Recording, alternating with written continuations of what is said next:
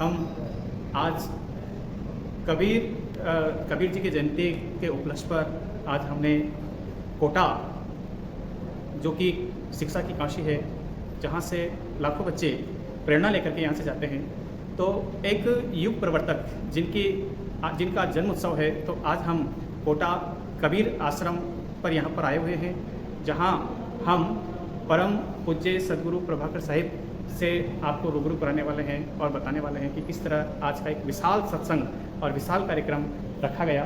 तो आने वाली पीढ़ी को क्या संदेश देना चाहते हैं, तो आइए गुरु पर प्रणाम।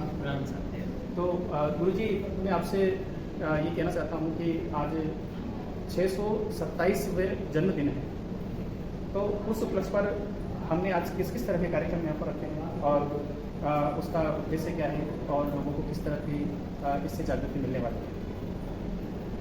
आज कबीर पारक संस्थान कोटा और संत कबीर आश्रम सेवा ट्रस्ट के संयुक्त तत्वाधान में सदगुरु कबीर साहब के 627वीं जयंती के पावन अवसर पर एक विशाल सत्संग समारोह का आयोजन रखा गया है, जिसका प्रारंभ सब प्रातः 7 बजे श्वेत ध्वजारोहण करके किया गया, जिसमें झंडा गान का भी गान किया गया कि ऐसा समय विश्व के अंदर चंद्र रोज में आएगा और सदगुरुदेव कबीर का झंडा घर घर में लहराएगा।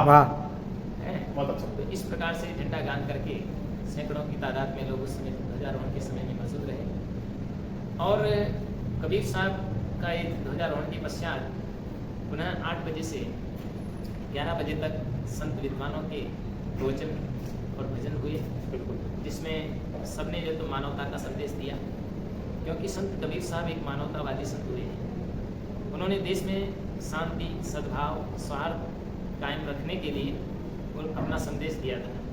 समाज में बहुत अंधविश्वास, कुरीतियाँ, धर्म के नाम पर बढ़ते हुए अत्याचार, पापाचार, आडंबर को दूर करके एक स्वस्थ समाज की संरचना हो, इसके लिए उन्होंने 120 वर्ष तक अपनी लंबी यात्रा करके जीवन की और उन्होंने मानवता का संदेश दिया है। वो चाहते थे कि व्यक्ति का सही निर्माण हो तो परिवार का निर्माण अच्छा होगा, परिवार का निर्माण होगा तो गांव, शहर, प्रदेश और देश ही नहीं पूरे विश्व का कल्याण हो सकता है। उसके लिए उन्होंने छोटे छोटे दोहे, साखी जिसको कहा जाता है, कबीर साहब की साखी आँखी ज्ञान की, समझ देख मन माए और बिन साखी संसार का झगड़ा छूटत रहा। तो साखी के माध्यम से, सत्यों के माध्यम से उन्होंने अपनी बात कही, चाहे वो मानव जीवन के लिए हो, चाहे वो विनम्र अहंकार को नाश करने के लिए हो, चाहे वो जो है तो दुराचरण को दूर करने के लिए हो, चाहे वो नशा की प्रवृत्ति को दूर करने के लिए। उन्होंने कहा अवगुण कहो शराब का, ज्ञानवंत सुन ले, मानव से पशुआ कर द्रव्य गांठ का दे। तो वो चाहते थे कि नशा व्यक्ति के लिए नाश का कारण है। और आज वर्तमान की जो स्थिति है उसमें 3 चीज़ें बहुत हावी हो रही है, युवाओं में व्यसन, युवतियों में फैशन और वृद्धों में टेंशन।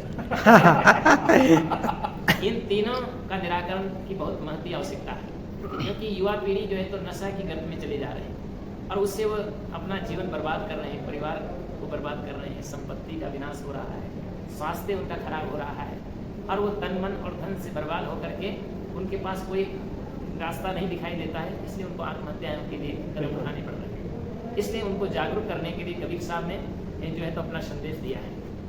शराब का अर्थ ही होता है, सर कहते हैं सड़ा हुआ और आप कहते हैं पानी को, ऐसा सड़ा हुआ पानी कि जिसके पीने से आदमी के जीवन में शरारत पैदा हो जाए है। इसलिए ऐसी सड़ी चीज़ों को त्याग कर देना चाहिए, क्योंकि जैसा पिए पानी वैसे बने वाणी और जैसा खाए अन्न वैसा बने मन। तो इसलिए जो है तो उसके लिए कहा। दूसरी बात है, आजकल तम्बाकू का प्रचलन चल गया, कोई सिगरेट पी रहा है, कोई बीड़ी पी रहा है। तम्बाकू भी 3 प्रकार की होती, फूंकना, थूकना और सूंघना है। तो इनसे भी जो है तो व्यक्तियों का जीवन बर्बाद हो रहा है। दूसरी बात है, उन्होंने कहा कि जीवन जीने का आदमी का तरीका होना चाहिए। आप घर में रहते हैं, परिवार में रहते हैं, समाज में रहते हैं, राष्ट्र में रहते हैं, तो सब में प्रेम और सद्भाव होना चाहिए और प्रेम के द्वारा ही हम पूरे परिवार, समाज और राष्ट्र को जोड़ सकते हैं।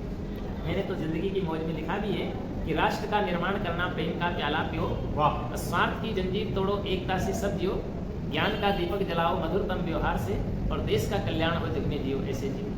बहुत अच्छा है। अगर आप घर का, परिवार का, समाज का और राष्ट्र का निर्माण करना चाहते हैं तो सबसे पहले व्यक्ति को प्रेम का प्याला पीना। लेकिन आज का मानव प्रेम का प्याला पीना पसंद नहीं करता, है आज का मानो तो शराब का प्याला पिए तब मत, और नाली में लुढ़के कुत्ता मुख चाटे तो है ना, ये स्थिति लोगों की होती जा रही है। इसलिए जो है व्यक्ति को अपना सुधार करना चाहिए बिल्कुल है।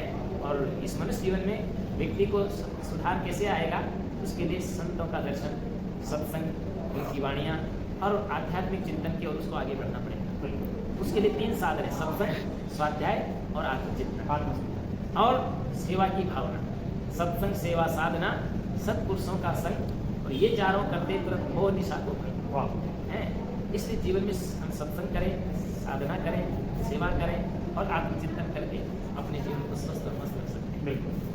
तो गुरुजी ने बताया कि जीवन को स्वस्थ रखने के लिए चिंतन जरूरी है और इसी के माध्यम से हम स्वस्थ रह सकते सर पालिए आप। हैं। नशा मुक्त होना बेहद ज़रूरी है और जो युवाओं में जो लत है इसको दूर करने के लिए सत्संग का होना जरूरी है, चिंतन का होना, ध्यान का होना जरूरी है। तो हमें Mayur Times News doctor head Sharma reporter और बहुत बहुत धन्यवाद। ठीक, उनको नहीं बुलाएगा आपने?